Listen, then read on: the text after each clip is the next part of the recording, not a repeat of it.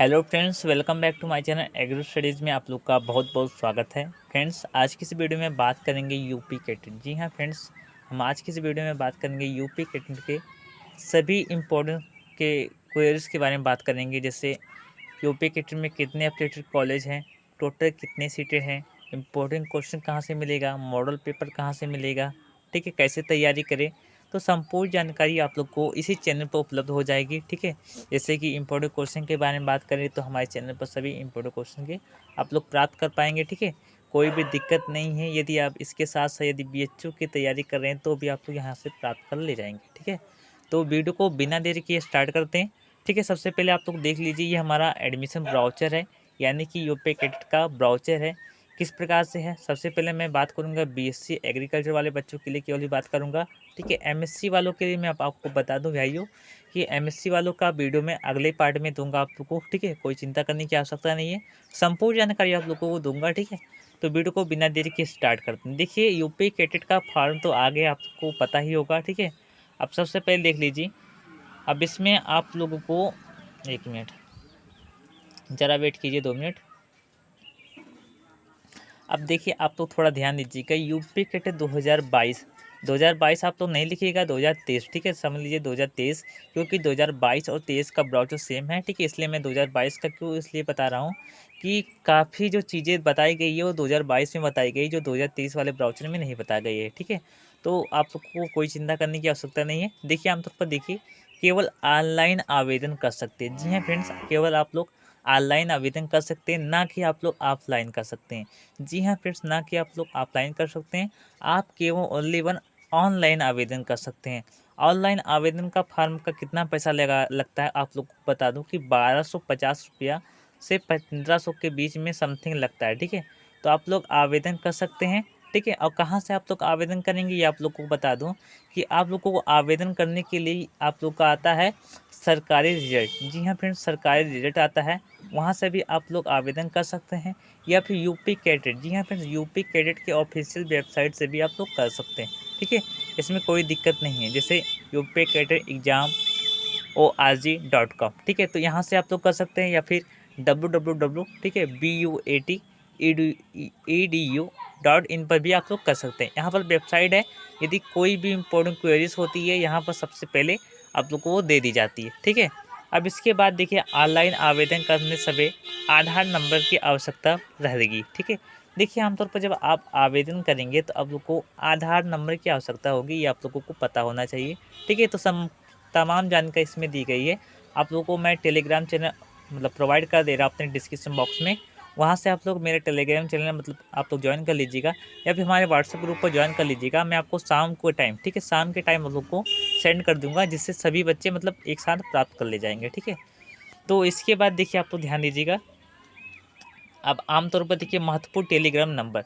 देखिए, यदि आपको किसी चीज़ से समस्या है, ठीक है, यदि आपको हमारे वीडियो पर यदि ट्रस्ट नहीं हो रहा है तो आप लोग इस मतलब नंबर पर आप लोग कांटेक्ट कर सकते हैं। कोई भी क्यूरीज हो तो यहाँ से आप पूछ सकते हैं, ठीक है।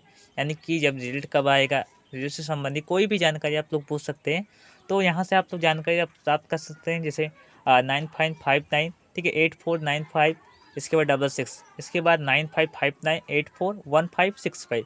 तो यहाँ से आप लोग कर सकते हैं, ठीक है, इसमें कोई दिक्कत नहीं है। तो यदि देखिए, सबसे पहले आप लोग जो कॉलेजेस के बारे में बात करें तो 4 कॉलेजेस हैं, ठीक है। बांदा कृषि एवं प्रौद्योगिकी विश्वविद्यालय जो हमारा बांदा में स्थित है। इसके बाद हमारा आचार्य नरेंद्र देव कृषि एवं प्रौद्योगिकी विश्वविद्यालय कुमारगंज अयोध्या में स्थित है। कहाँ पर स्थित है? कुमारगंज अयोध्या में स्थित है। इसके बाद तीसरे नंबर पर कॉलेज के बारे में बात करें, देखिए ये पहला था, ये दूसरा है, ये तीसरा है। तो तीसरे में बात करें तो चंद्रशेखर आज़ाद कृषि एवं प्रौद्योगिकी विश्वविद्यालय कानपुर में स्थित है, ठीक है। और टेलीग्राम नंबर आप लोग का यहाँ पर है, ठीक है। ध्यान दीजिएगा, आप लोग कोई भी क्वेरीज है तो आप लोग यहाँ से कर सकते हैं। इसके बाद चौथे नंबर पर जो कॉलेज आता है सरदार वल्लभ भाई पटेल कृषि एवं प्रौद्योगिकी विश्वविद्यालय मेरठ, ठीक है। तो ये सब आपका आता है। और कौन सा कॉलेज बेस्ट रहेगा, कौन से कॉलेज में सबसे अधिक प्लेसमेंट होती है, तो इस सभी के बारे में आप लोग को बताऊंगा, वीडियो के एंड में आप लोग को बताऊंगा, ठीक है। इसमें कोई दिक्कत नहीं है। इसके बाद नेक्स्ट आप बढ़ते हैं आप लोग, ठीक है। तो इसमें क्यूरीज में थोड़ा दिया गया है, आप लोग ध्यान दीजिएगा। अब सबसे पहले हम एलिजिबिलिटी के बारे में देख लेते हैं, क्या क्या एलिजिबिलिटी है। तो इसमें देखिए उत्तर प्रदेश का मूल निवासी होना अनिवार्य है, लेकिन देखिए आमतौर पर अदर स्टेट वाले भी डाल सकते हैं, इसमें कोई दिक्कत नहीं है, जैसे बिहार, ठीक है। इसके बाद आप मध्य प्रदेश, तो ये सब भी डाल सकते हैं, उसमें दिक्कत नहीं है। उसमें आप लोग का अलग प्रमाण पत्र लगेगा, ठीक है, इसमें दिक्कत नहीं है। आधार देखिए भारत का नागरिक जिसके पिता का निवास मूल एवं मूल स्थान उत्तर प्रदेश में नहीं था, किंतु उसने अथवा जिसके पिता ने उत्तर प्रदेश में निवास का अधिग्रहण कर लिया है, परंतु इस प्रकार अधिग्रहण के पश्चात इस आवेदन पत्र के देने की तिथि तक उत्तर प्रदेश में अभ्यर्थी के निवास की अवधि 5 वर्षों से कम है, ठीक है, तो भी आप लोग कर सकते हैं, इसमें दिक्कत नहीं है आप लोग का, ठीक है। तो इसके बाद देखिए ऑनलाइन आवेदन के पूर्व अभ्यर्थी अपने न्यूनतम शैक्षणिक अर्हता सुनिश्चित कर ले कि यदि आप बीएससी करना चाहते हैं तो आप लोग को मतलब बीएससी करना चाहते हैं तो कक्षा 12th पास होना चाहिए। किस किस सब्जेक्ट है, जैसे आपका एग्रीकल्चर आपका आता है, ठीक है। इसके बाद आपका पीसीएम आता है, ठीक है, यानी कि physics chemistry math and PCB, ठीक है, यानी फिजिक्स केमिस्ट्री बायोलॉजी आप लोग का आता है। तो ये 3 होते हैं, 3 सब्जेक्ट हैं, इन तीनों में से आप लोग का होना चाहिए। देखिए आर्ट वाले जो बच्चे होते हैं वो अप्लाई नहीं कर पाएंगे, ठीक है। आपको वीडियो मत देखिए, आप लोग आर्ट वाले नहीं अप्लाई कर सकते हैं, ठीक है।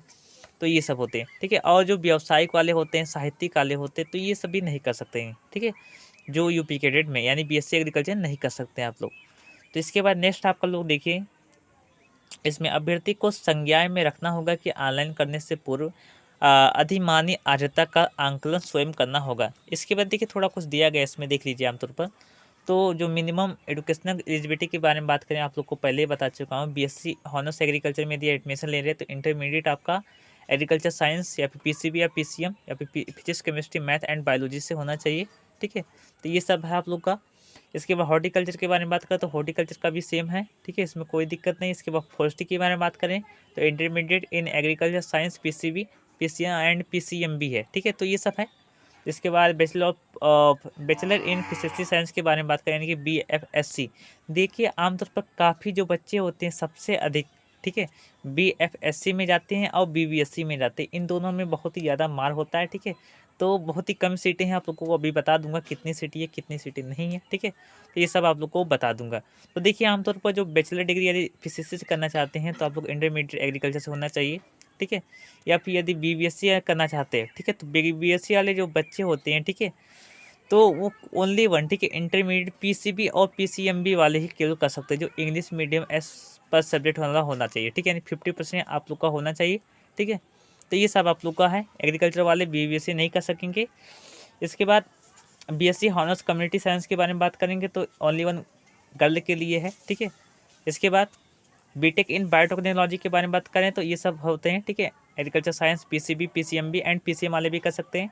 इसके बाद बीटेक इंजीनियरिंग के बारे में बात करें तो इंटरमीडिएट इन एग्रीकल्चर साइंस ये सब है। इसके बाद डेयरी टेक्नोलॉजी के बारे में बात करें तो वही सेम है, ठीक है, इसमें दिक्कत नहीं है। तो ये सब आप लोग आवेदन कर सकते हैं, ठीक है। लेकिन सबसे अधिक जो होते हैं काफ़ी बच्चे, आज की इस वीडियो में जो बात हम कर रहे हैं वो सिर्फ बीएससी एग्रीकल्चर वालों की बात कर रहा हूँ, ठीक है, ना कि इन सभी के बारे में बात कर, इन सभी के बारे में थोड़ा नॉलेज दे रहूँगा आप लोग को, ठीक है, कोई दिक्कत नहीं। इम्पोर्टेंट क्वेश्चन से सभी के बारे में आप लोग को बता दूँ कि देखिए जो बीएससी एग्रीकल्चर का जो इम्पोर्टेंट क्वेश्चन मिलेगा वो हमारे यूट्यूब चैनल पर ही उपलब्ध है, ठीक है। जो बीएससी एग्रीकल्चर एंट्रेंस एग्जाम होता है, ठीक है, वो जितने भी इंपॉर्टेंस है जो यूपी कैटेगरी में जितने भी बार बार पूछे गए हैं, ठीक है, उन सभी क्वेश्चन के बारे में आप लोग को बता चुका हूँ। आप जितनी कंटिन्यू क्लासेस कर सकते हैं हमारे यूट्यूब चैनल पर कर सकते हैं, और अपने भाई बहनों को वही बताइए, ठीक है, उसमें कोई भी दिक्कत नहीं है। आप लोग को जितने इंपॉर्टेंट होंगे सभी इंपॉर्टेंट क्वेश्चन के बारे में केवल बात करते हैं, और 100% आपको गारंटी बता रहा हूँ कि एग्रीकल्चर में एक भी क्वेश्चन ऐसे नहीं आएंगे जो बाहर हो, ठीक है, ये गारंटी आप लोग को दे रहा हूँ, ठीक है, ध्यान दीजिएगा। इसके बाद नेक्स्ट आप लोग पढ़ते हैं तो नेक्स्ट में क्या क्या है आप लोग देख लीजिए, ठीक है, ध्यान से दीजिएगा। देखिए पोस्ट ग्रेजुएट वाले बच्चों के लिए मैं आपको बता दूं कि अगली वीडियो में बताऊंगा, ठीक है, ये आप लोग ध्यान दीजिएगा। इसके बाद अब देखिए इसमें सबसे पहले अब आरक्षण के बारे में देख लेते हैं, रिजर्वेशन के बारे में देख लेते हैं। तो देखिए जो अनुसूचित जाति वाले जो हैं जो बच्चे हैं वो 21% का आरक्षण मिलेगा, और एसटी वाले जो है ये 2% का आरक्षण मिलेगा। इसके बाद जो आप लोग यू आर कैटेगरी यानी कि जो आप लोग यू आर यानी कि जो सामान्य वर्ग वाले हैं, जो सभी वाले जो आते हैं वो 40% की इसमें आरक्षण आप लोग को मिलेगा, ठीक है, ये ध्यान दीजिएगा। यदि मैं बात करूं कि दिव्यांगजन के बारे में बात करूं तो 5% का मिलेगा। स्वतंत्रता सेनानी यानी कि एफ वालों को 2% मिलेगा, ठीक है। इसके बाद DF वालों DP वालों को 1% का मिलेगा। यदि आप लोग मान लीजिए कि कानपुर, मेरठ, अयोध्या एवं बांदा या किसी प्रौद्योगिकी विश्वविद्यालय में कोई भी कर्मचारी है तो उसमें 10% का आरक्षण मिलता है। सबसे अधिक जो मिलता है UR कैटेगरी वालों को मिलता है। ठीक है, ये ध्यान दीजिएगा आप लोग। ठीक है, इसके बाद आरती AWS वालों को मैं बात करूँ तो 10% मिलता है आरक्षण। ठीक है, ये ध्यान दीजिएगा। इसके बाद इसमें दिया गया है कि मेरठ, अयोध्या एवं बांदा किसी भी विश्वविद्यालय के नियमित कर्मचारियों की पुत्र पुत्री जो UE को BBSC, ठीक है, एंड AH पाठ्यक्रम हेतु जो 2.5% का आप लोग को आरक्षण मिल सकता है, इसमें है। ठीक है, ध्यान दीजिएगा। इसके बाद नेक्स्ट है हमारा, अब थोड़ा सा फ्रेंड्स, अब थोड़ा सा कुछ पेपर पैटर्न के बारे में बात कर लेते हैं। तो जो PCB वाले बच्चे हैं, फिजिक्स केमिस्ट्री बायोलॉजी वाले हैं, उसमें जनरल नॉलेज फिजिक्स, ठीक है, इसके केमिस्ट्री एंड बायोलॉजी के क्वेश्चन पूछे जाएंगे। 20, 50, 50 एंड 80 क्वेश्चन पूछे जाएंगे। ठीक है, इसके बाद PCM वालों के लिए general knowledge physics chemistry math आप लोग का रहेगा, और physics chemistry and general knowledge एक कंपलसरी है, सब में होगा। ठीक है, इसमें दिक्कत नहीं है। और जो एग्रीकल्चर जो वाले बच्चे हैं, PAG वाले यानी कि फिजिक्स एंड एग्रीकल्चर वाले जो बच्चे हैं, इसमें general knowledge, agriculture physics, agriculture chemistry, zoology, botany, agronomy, animal husbandry, horticulture, engineering and statics method, ये सब क्वेश्चन पूछे जाएंगे। टोटल जो क्वेश्चन रहेंगे वो सभी यानी PCB, PCM एंड PAG वाले सभी लोगों का 200 क्वेश्चन आएंगे। इसमें दिक्कत नहीं है। जो आप लोग चॉइस फिलिंग कीजिएगा, ठीक है, उसमें गलती मत कीजिएगा। ठीक है, ये ध्यान दीजिएगा आप लोग। ठीक है, यदि चॉइस फिलिंग करवाना चाहते हैं तो आप लोग कमेंट कीजिएगा, मैं आप लोग को बता दूंगा किस प्रकार से होता है, किस प्रकार से नहीं होता है। नेक्स्ट बढ़ते हैं हम। अब देखिए प्यारे बच्चों, अब मेन इंपॉर्टेंट जो आप लोग का है, ठीक है, इसमें ध्यान दीजिएगा कि कितने कितने सीटें हैं, कितने कितने सीटें हैं। तो BSc एग्रीकल्चर यूनिवर्सिटी कैंपस, ठीक है, और हॉर्टिकल्चर एग्रीकल्चर, ठीक है, तो सबके बारे में आप लोग को बता रहा हूँ। ठीक है, ध्यान दीजिएगा आप लोग। तो जो फ्री सीटें हैं, 77 सीटें फ्री हैं। ठीक है, 77 सीटें जो फ्री किसमें, CSI university of agriculture technology Kanpur में। इसके 25 सीटें जो है पेड वालों को लिया जाएगा। ठीक है, इसके बाद जो NRI जो सीटें होती हैं उनमें 12 सीटों का लिया जाएगा। जो एग्ज़ाम नहीं दिए होते हैं, NRI यानी कि जो सीटें खरीद लेते हैं, उन सभी लोगों को मतलब 12 सीटें दी जाती है इसमें। इसके बाद AND UAT की मैं बात करूँ तो इसमें 95 सीटें में है फ्री। ठीक है, यानी कि जो आप लोग का कुमारगंज अयोध्या में जो है, इसमें 95 सीटें फ्री है, और 35 सीटें जो है वो पेड है। BSc एग्रीकल्चर वालों की बात करो, और NRI सीट के बारे में बात करूँ तो 2 सीटें फ्री है। टोटल सीटें जो है 132 है। ठीक है, और 114 सीटें इसमें है, यानी कानपुर यूनिवर्सिटी यानी CSA में, यानी CSA जो हमारा है उसमें आप लोगों को 114 सीटें हैं इसमें, और अयोध्या वाले में NDUT में 132 सीटें हैं। इसके बाद यदि मैं सरदार वल्लभ भाई Patel university of agriculture technology Meerut की मैंने बात करूँ तो 72 सीटें फ्री है। इसके बाद पैड सीटें की मैं बात करूँ तो 30 सीटें हैं, और NRI सीटें 15 सीटें हैं, और टोटल जो सीटें हैं वो 117 सीटें हैं। ठीक है, इसके बाद नेक्स्ट हमारा कि जो आपका बांदा यूनिवर्सिटी है इसमें कितनी कितनी सीटें हैं। तो जो बांदा यूनिवर्सिटी है इसमें आप लोग का 72 सीटें फ्री मिलेंगी। ठीक है, यानी 72 सीटें आप लोग का फ्री है। और ध्यान दीजिएगा इसके बाद क्या है आप लोग का, 1 मिनट ज़रा वेट कीजिए।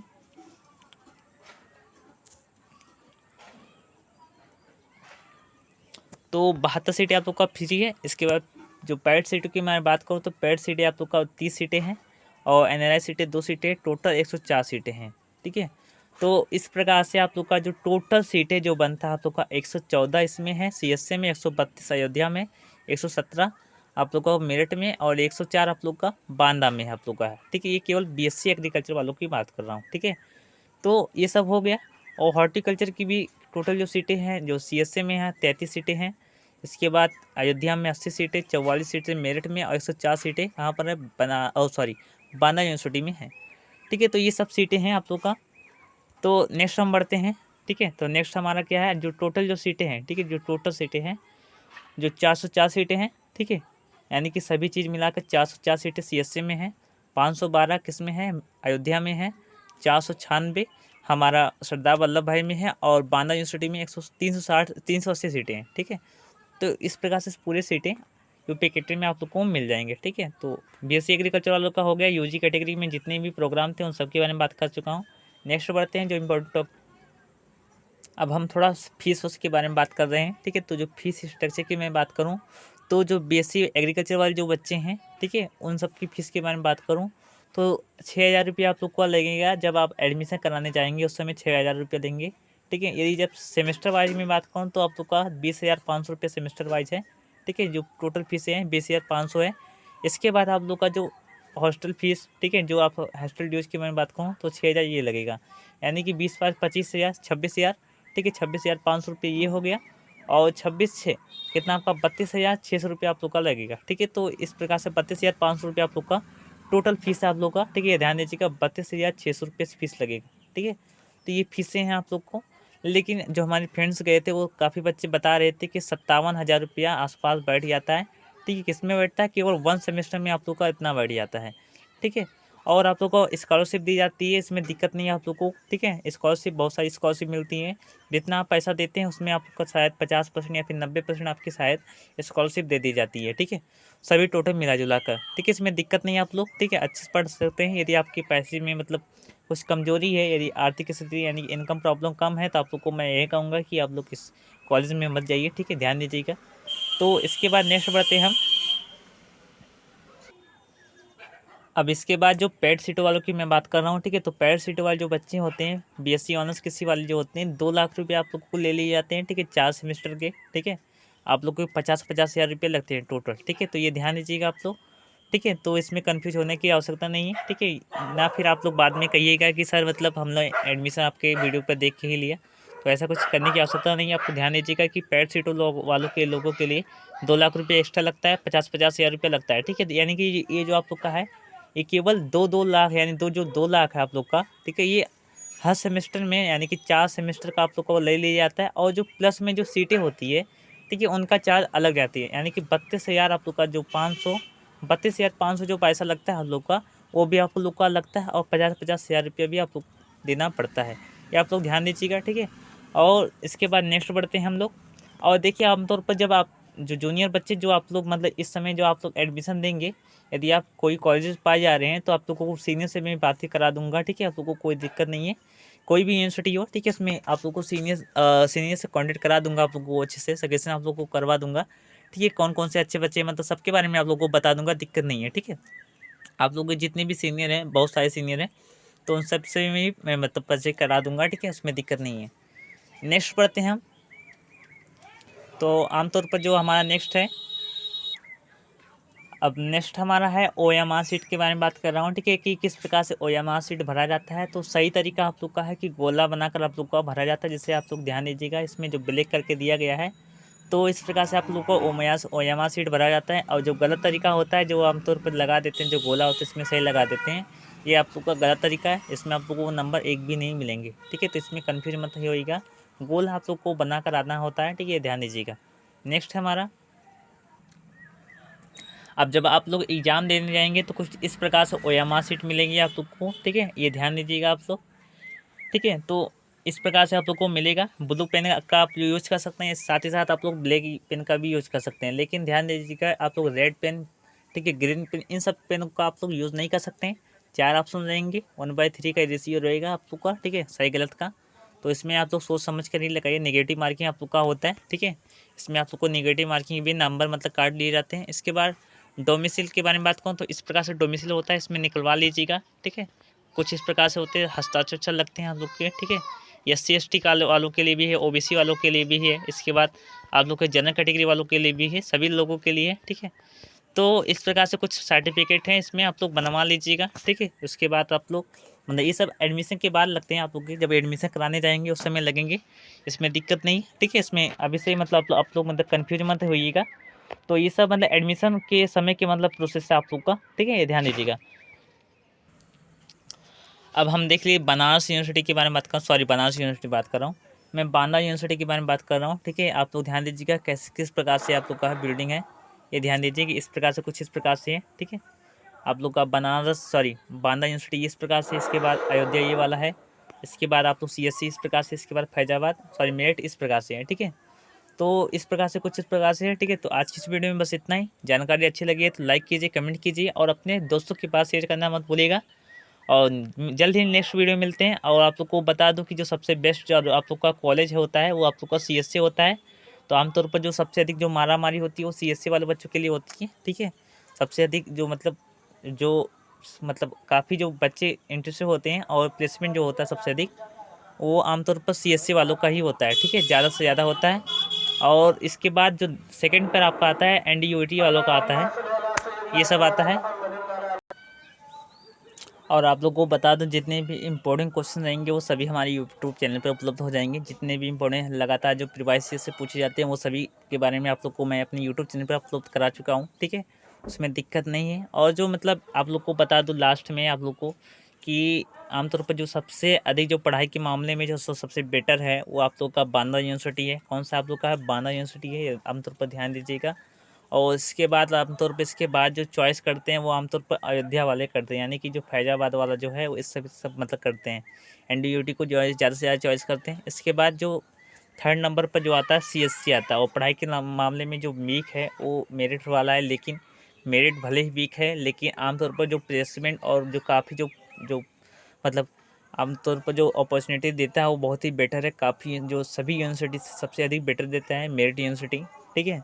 तो आमतौर पर आपके ऊपर डिपेंड करता है कि आप किस यूनिवर्सिटी में जाना चाहते हैं। यदि आपके पास मतलब यदि ज़्यादा से ज़्यादा मतलब अच्छी पढ़ाई में जाना चाहते हैं तो आमतौर पर मैं बाना सजेस्ट करूँगा। लेकिन जो सबसे अधिक जो प्लेसमेंट उसमें होता है आमतौर पर सीएससी वालों का ज़्यादा होता है, ठीक है। जो सीएससी वाले जो बच्चे होते हैं ज़्यादा से ज़्यादा प्लेसमेंट पा जाते हैं, ठीक है। और जो मतलब जो सबसे अधिक पीछे हो जाते हैं वो आमतौर पर बीओटी वाले हो जाते हैं, ठीक है। तो आज की इस वीडियो में बस इतना ही। और जानकारी अच्छी लगी है तो आप लोग लाइक कीजिए, कमेंट कीजिए, और ऐसी बेहतरीन वीडियो पाने के लिए चैनल को सब्सक्राइब करना मत भूलिएगा। और नेक्स्ट जो हमारा टॉपिक रहेगा वो एमएससी वाले बच्चों के लिए रहेगा, ठीक है। यूपी कैट में कैसे किस प्रकार से होता है, किस प्रकार से नहीं होता है। और जो इसके बाद होगा और इसके मतलब एमएससी वालों बच्चों के बाद जो बीएचयू वालों को मैं बताऊंगा, सीयूटी वालों के वाले बच्चों के लिए बताऊंगा, ठीक है।